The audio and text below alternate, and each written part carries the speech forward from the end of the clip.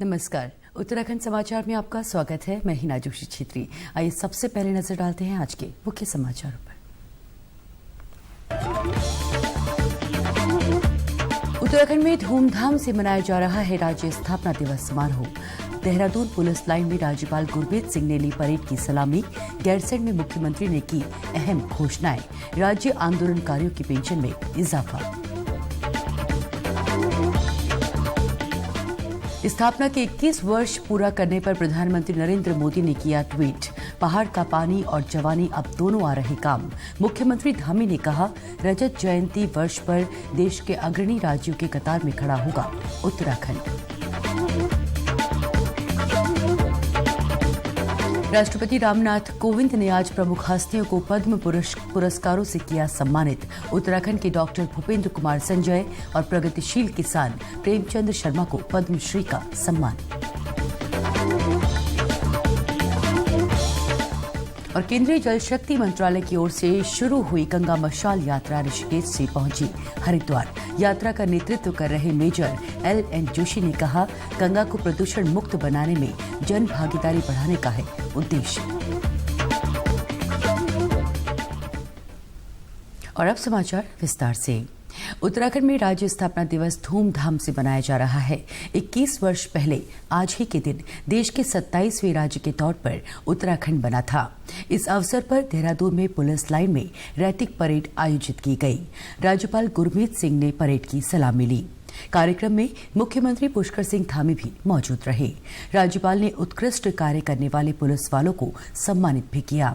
उन्होंने कहा कि आज के दौर में पुलिस कानून व्यवस्था के साथ सामाजिक क्षेत्र में भी महत्वपूर्ण कार्य कर रही है तथा अपराधों पर नियंत्रण तक सीमित नहीं है। पुलिस की भूमिका रचनात्मक भी हो गई है। आज हमारी पुलिस युवाओं को उचित मार्गदर्शन देने, नशा मुक्ति अभियान चलाने, असहाय लोगों की मदद करने, मानवीय सेवा तथा मुसीबत में पड़े लोगों तक सहायता पहुंचाने जैसे महत्वपूर्ण कार्य कर रही है। यह सराहनीय है।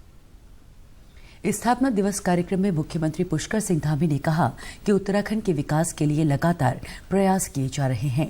पिछले 5 वर्षों में राज्य में सड़क, रेल मार्ग समेत बुनियादी ढांचे के विकास के लिए कई परियोजनाएं शुरू हुई हैं। 4 धाम ऑल वेदर रोड है, Bharatmala project, Rishikesh Karnaprayag rail line की जो सौगात दी है, उससे आने वाले समय में उत्तराखंड में आवागमन सुगम हो सकेगा। इसके अतिरिक्त केंद्र सरकार ने भौगोलिक एवं सामरिक दृष्टि से अति महत्वपूर्ण 155 किलोमीटर की टनकपुर बागेश्वर रेल मार्ग के अंतिम सर्वे को भी मंजूरी दे दी है। इसके लिए भी बजट अवमुक्त कर दिया गया है। हमारी योजना है कि 2025 तक हम उत्तराखंड के प्रत्येक गांव को लिंक मार्गों के माध्यम से बड़े राजमार्गों और ऑल वेदर रोडों से जोड़ सकें, जिससे पहाड़ों पर औद्योगिक विकास के लिए आवश्यक इंफ्रास्ट्रक्चर विकसित किया जा सके और कि पलायन की समस्या से भी उत्तराखंड को मुक्ति दिलाकर पहाड़ की जवानी और पहाड़ के काम में लाया जा सके। मुख्यमंत्री ने कहा कि सड़क और रेल मार्गों के साथ साथ उत्तराखंड में एयर कनेक्टिविटी पर भी काम किया जा रहा है। इसके साथ ही हेमकुंड को रोपवे और केदारनाथ को केबल कार जैसे माध्यमों से जोड़ने का कार्य भी चल रहा है। के पवित्र धर्मस्थल हेमकुंड साहब को शीघ्र रोपवे से जोड़ने का काम किया जाएगा। इसके साथ ही इस योजना के अंतर्गत 12 ज्योतिर्लिंगों में से एक बाबा केदारनाथ धाम तक केबल कार द्वारा भी पहुंचा जा सकेगा। मुख्यमंत्री ने कहा कि राज्य में शिक्षा के क्षेत्र में बड़े सुधार कार्य किए जा रहे हैं। विश्व स्तरीय संस्थाएं संचालित करने की दिशा में कदम बढ़ाया जा रहा है, जिसका लाभ यहां के स्थानीय युवाओं को मिलेगा। नेशनल लॉ यूनिवर्सिटी जैसे संस्थान प्रमुख हैं। ऑनलाइन पढ़ाई को सुगम बनाने के लिए राज्य के समस्त राजकीय स्कूलों के कक्षा 10वीं और 12वीं के छात्र छात्राओं और सरकारी डिग्री कॉलेज के विद्यार्थियों को टैबलेट उपलब्ध कराया जाएगा।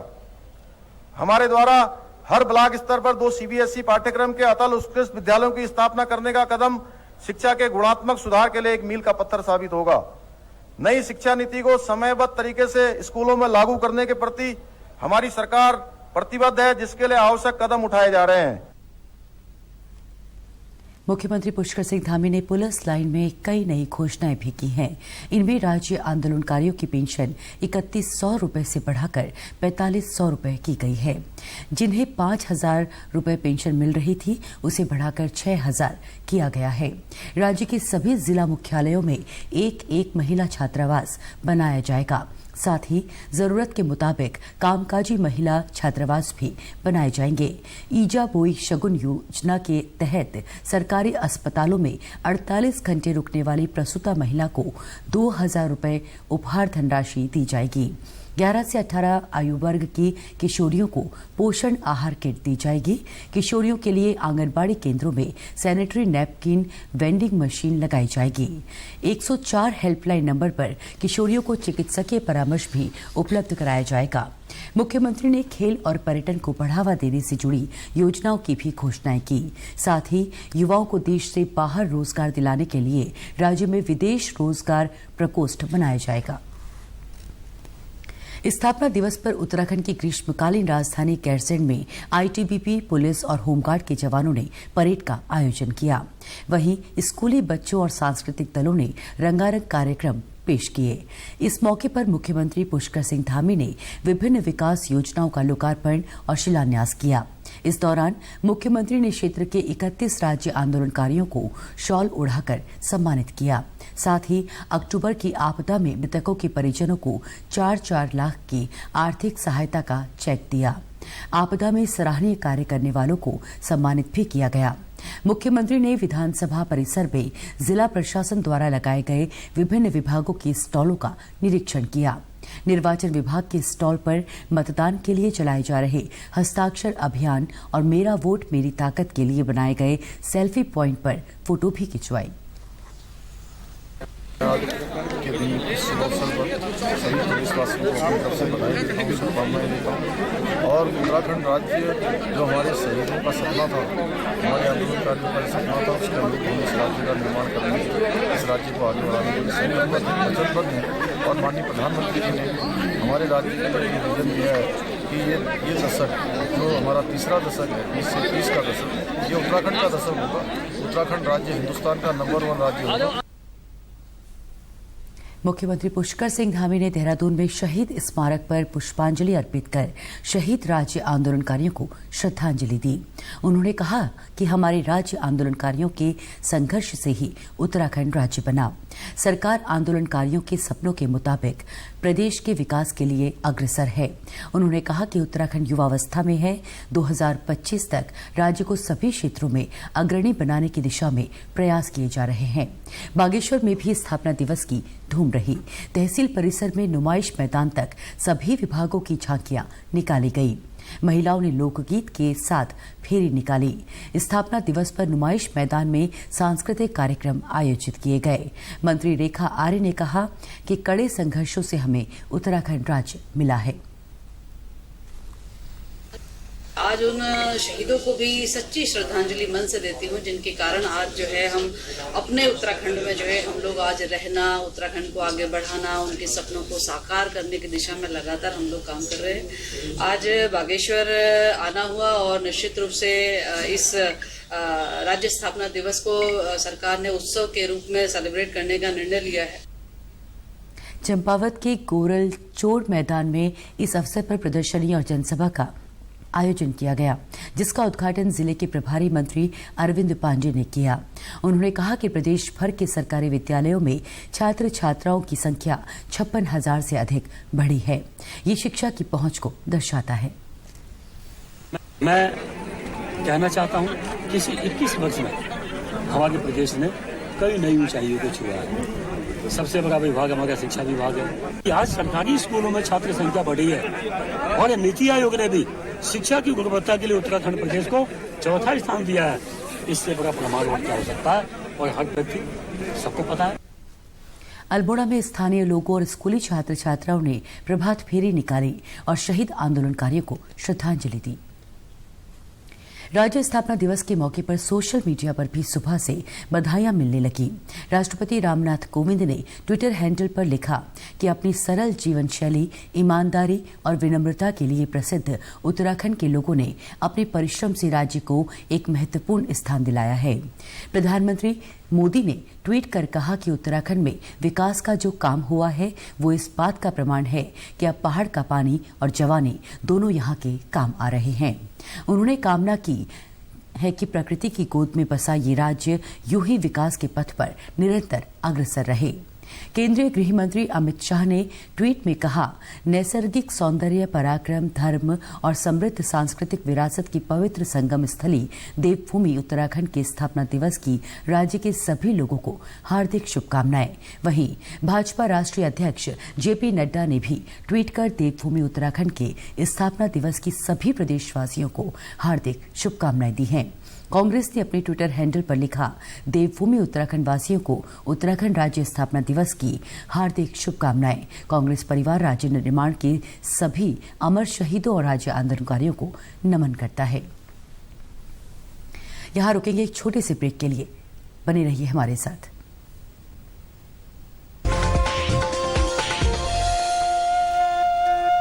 ब्रेक के बाद पुनः आपका स्वागत है। राष्ट्रपति रामनाथ कोविंद ने आज राष्ट्रपति भवन में आयोजित एक समारोह में प्रमुख हस्तियों को वर्ष 2021 के पद्म पुरस्कारों से सम्मानित किया। इस वर्ष की सूची में 7 पद्म विभूषण, 10 पद्म भूषण और 102 पद्मश्री पुरस्कार शामिल हैं। उत्तराखंड से देहरादून के orthopaedic surgeon doctor Bhupendra Kumar Sanjay और जौनसार के प्रगतिशील किसान प्रेमचंद शर्मा को पद्मश्री से सम्मानित किया गया।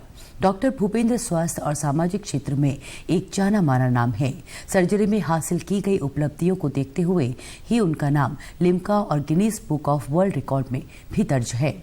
उन्हें इंडिया बुक ऑफ रिकॉर्ड में स्थान मिल चुका है।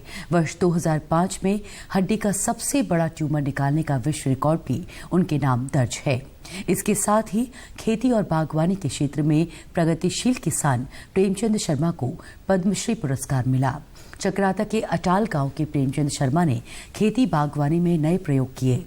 कृषि विद्यार्थी से लेकर खेती में रुचि रखने वाले लोग उनकी खेती के मॉडल को देखने और सीखने जाते हैं।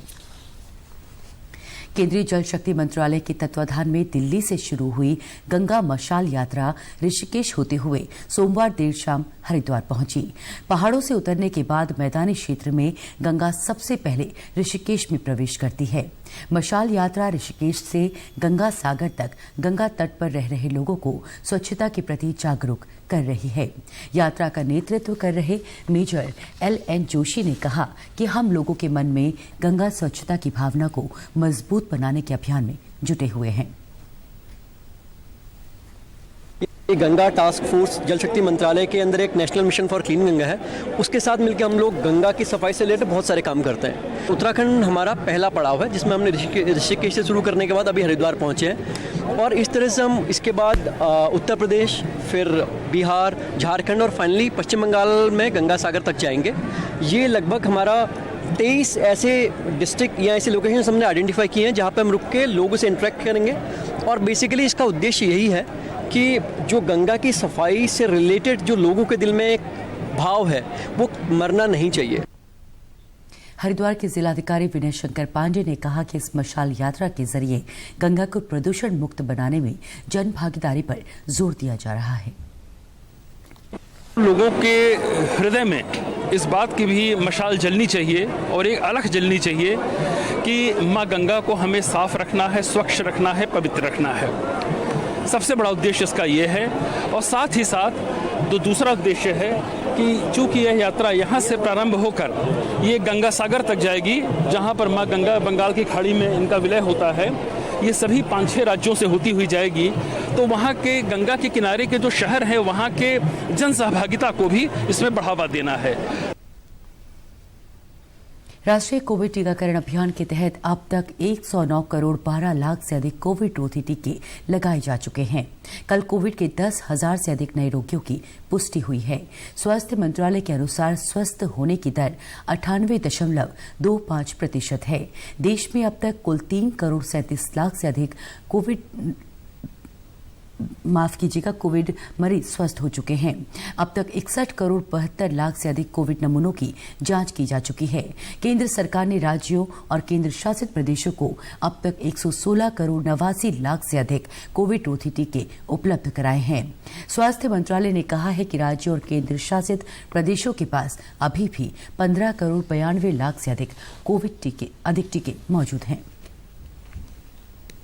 पौड़ी के दुगड्डा क्षेत्र में नगर पालिका सफाई कर्मचारियों, स्वयंसेवी संस्था और स्थानीय लोगों के साथ मिलकर स्वच्छता अभियान चला रही है। कचरे का सही निस्तारण एक साथ कई समस्याओं का हल कर रहा है। सड़कें साफ सुथरी हुई हैं, कचरा कमाई का जरिया बन रहा है और इससे यहाँ का पर्यावरण भी संवर रहा है। पेश है एक रिपोर्ट। पौड़ी गढ़वाल का दुगड्डा नगर पालिका क्षेत्र स्वच्छता की राह पर आगे बढ़ रहा है। यहाँ नगर पालिका की गाड़ी घर घर जाकर कचरा इकट्ठा करती है ताकि लोग कचरे को इधर उधर ना फेंकें। घरों से सीधे कचरा जमा होने से गलियां और सड़कें साफ सुथरी हुई हैं।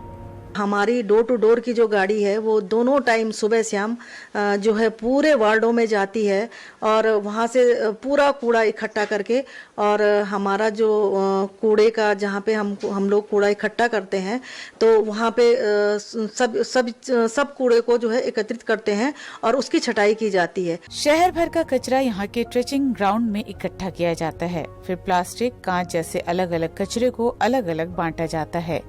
नगर पालिका के अधिशासी अधिकारी हर्षपाल सिंह रावत बताते हैं कि प्लास्टिक की बोतलों को कंप्रेस्ड कर ब्लॉक बनाए जाते हैं। इसके लिए 5.5 लाख रुपए की लागत से करीब 2 वर्ष पहले मशीन खरीदी गई थी। इन प्लास्टिक ब्लॉक्स को बेचकर नगर पालिका की अब तक तकरीबन 2.5 लाख रुपए की आमदनी हो चुकी है।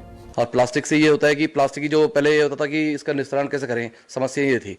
अब हमारे प्रयास से हमारे पास निस्तारण के लिए कंपैक्टर मशीन आ गई है, तो हम जितना भी छटान करके बोतल्स हमारी इकट्ठा होती हैं उसको हम यहाँ कंप्रेस करते हैं। कंप्रेस के ब्लॉक्स बनते हैं, ब्लॉक से हमारी इनकम हो रही है और अभी तक हमने लगभग 2 लाख से ऊपर हमने इनकम कर ली है प्लास्टिक कूड़ा बेच के। गैर सरकारी संस्था की मदद से गीले कचरे से खाद बनाने का कार्य भी चल रहा है।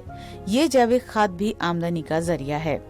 घरों और दुकानों से हम कूड़ा लेते हैं, उसमें हमें गीला कूड़ा भी मिलता है।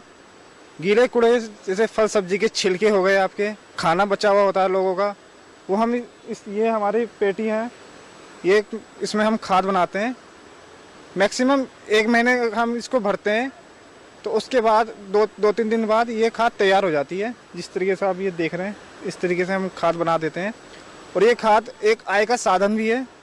लोग अपने खेतों और गमलों के लिए खरीदते हैं। शहर को स्वच्छ बनाने में अहम भूमिका निभाने वाले स्वच्छता कर्मचारी रवि कुमार कहते हैं कि ये मानवता के साथ साथ प्रकृति की भी सेवा है। जैसे कि हमारे प्रधानमंत्री जी हैं, मोदी जी, उन्होंने कहा है कि स्वच्छता का ध्यान रखें। कई लोगों से गुजारिश की है उन्होंने और लोग इस चीज़ का ध्यान रख भी रहे हैं। हम भी लोगों को जागरूक करते हैं कि कूड़ा नदी में ना फेंकें या इधर उधर ना फेंकें। हमको यहाँ पर टचिंग ग्राउंड में ला के दें ताकि हम उसको छांट सकें और छांट कर रख सकें निकाल के। इससे सर हमारी कंपनी को भी फायदा है और पालिका को भी फायदा है।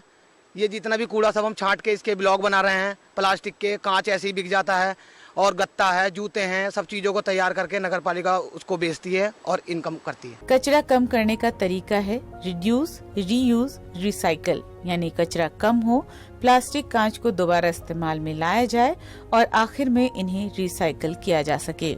हम और पर्यावरण दोनों के लिए ये जरूरी है। Bureau report, DD news, Dehradun. Uttarakhand के समाचारों में आज बस इतना ही। चलते चलते मुख्य समाचार एक बार फिर।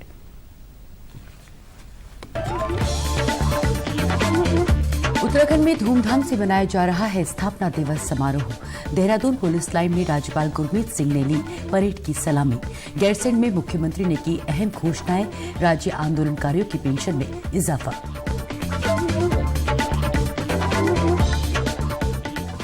स्थापना के 21 वर्ष पूरा करने पर प्रधानमंत्री नरेंद्र मोदी ने ट्वीट किया, पहाड़ का पानी और जवानी अब दोनों आ रहे काम।